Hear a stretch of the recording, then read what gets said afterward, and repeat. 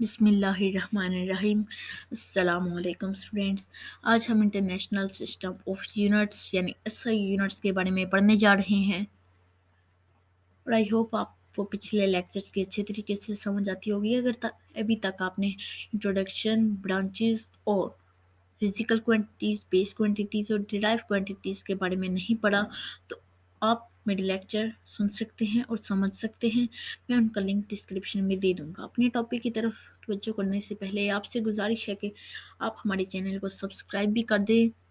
अगर वीडियो अच्छी लगे तो लाइक भी कर दीजिएगा और वीडियो को लास्ट तक देखिएगा ताकि आपको अच्छे तरीके से समझ भी आ जाए।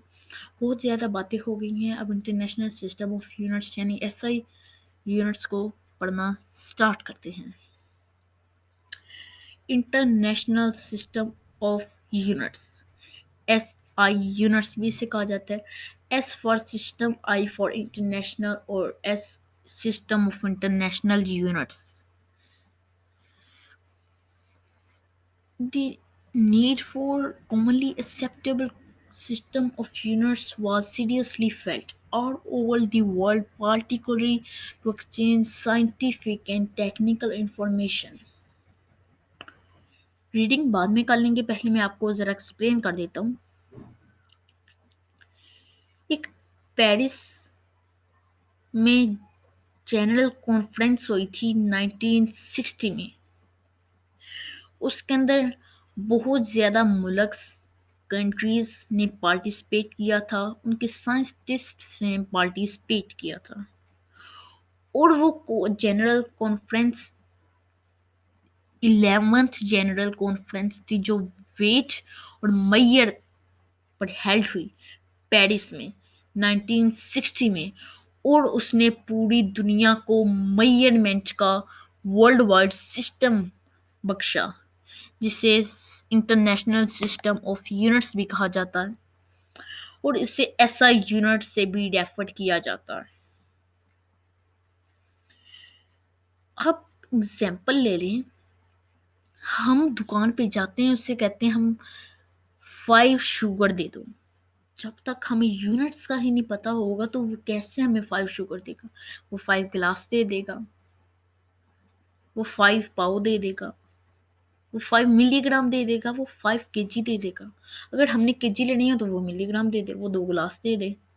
तो फिर इस वजह से यूनिट्स की बहुत ज़्यादा नीड अराइज हुई। तो फिर 1960 में इस बात पर 11th जनरल कॉन्फ्रेंस हेल्ड हुई पेरिस में, जिसने पूरी दुनिया को एक वर्ल्ड वाइड सिस्टम मेजरमेंट्स का अता किया, जिसे इंटरनेशनल सिस्टम ऑफ यूनिट्स भी कहा जाता है और इसका शॉर्ट नाम एसआई यूनिट भी है। हमने पिछले लेक्चर में फिजिकल क्वांटिटीज के बारे में पढ़ा था कि all measurable quantities are called physical quantities. और आगे फिजिकल क्वांटिटीज की दो टाइप्स हैं, एक बेस क्वांटिटीज और डिराइव्ड क्वांटिटीज। और डिराइव्ड क्वांटिटीज वो क्वांटिटीज हैं जो बेस क्वांटिटीज की वजह से हैं, which are expressed as in the term of base quantities, or derived base quantities वो quantities हैं on the basis of which other quantities are derived। हमने ये भी पढ़ा था कि टोटल दुनिया में जस्ट 7 बेस क्वांटिटीज हैं, length, mass, time, electric current, intensity of light, amount of substance. और अब उनको कुछ यूनिट्स देने की जरूरत पड़ गई। लेंथ का यूनिट क्या है, ये सारा कुछ हमें इस कॉन्फ्रेंस ने बताया। इस कॉन्फ्रेंस में ये हेल्ड किया गया।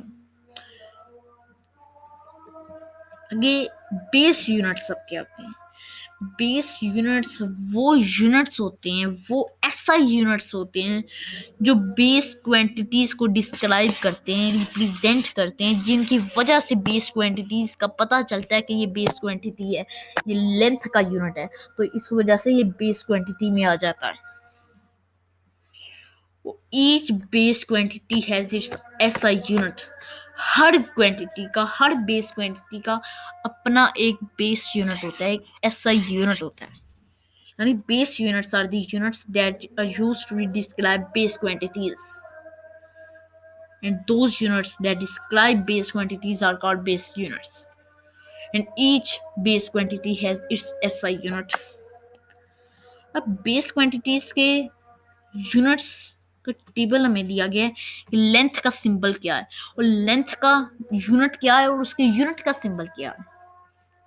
लेंथ का यूनिट मीटर है, mass का kilogram, time second, electric current ampere, intensity of light candela, temperature kelvin, amount of a substance mole. तो जैसे फोर्स का यूनिट है न्यूटन, तो न्यूटन उसने अपने नाम पे ही फोर्स का यूनिट रख दिया, उसी तरह कैंडेला ने अपने नाम पे ही इंटेंसिटी ऑफ लाइट का यूनिट रख दिया। इलेक्ट्रिक करंट का यूनिट एम्पेयर, एम्पेयर ने अपने नाम पे ही एक यूनिट रख दिया एम्पेयर। तो ये बेस क्वांटिटीज और उनके ऐसा यूनिट्स और उनके सिंबल्स हैं, हमें ये बहुत मोस्ट इंपॉर्टेंट है, तो हमें ये याद करने होंगे। नेक्स्ट है डिराइव यूनिट्स। डिराइव यूनिट्स वो यूनिट्स होते हैं जो डिराइव क्वांटिटीज को रिप्रेजेंट करते हैं। The units used to measure derived quantities are called derived units. Derived units are defined in terms of base units. जैसे बेस क्वांटिटी ही की वजह से डिराइव क्वांटिटी, उसी तरह बेस यूनिट्स की ही वजह से डिराइव यूनिट्स हैं। अगर डिराइव यूनिट्स इतने इंपॉर्टेंट नहीं होते, मगर आप इधर से याद कर लीजिएगा। नेक्स्ट हमारा है प्रीफिक्सेस। प्रीफिक्सेस इंशाल्लाह हम नेक्स्ट लेक्चर में पढ़ेंगे और समझने की कोशिश करेंगे। तब तक के लिए इजाज़त दे दीजिएगा। अल्लाह हाफिज़।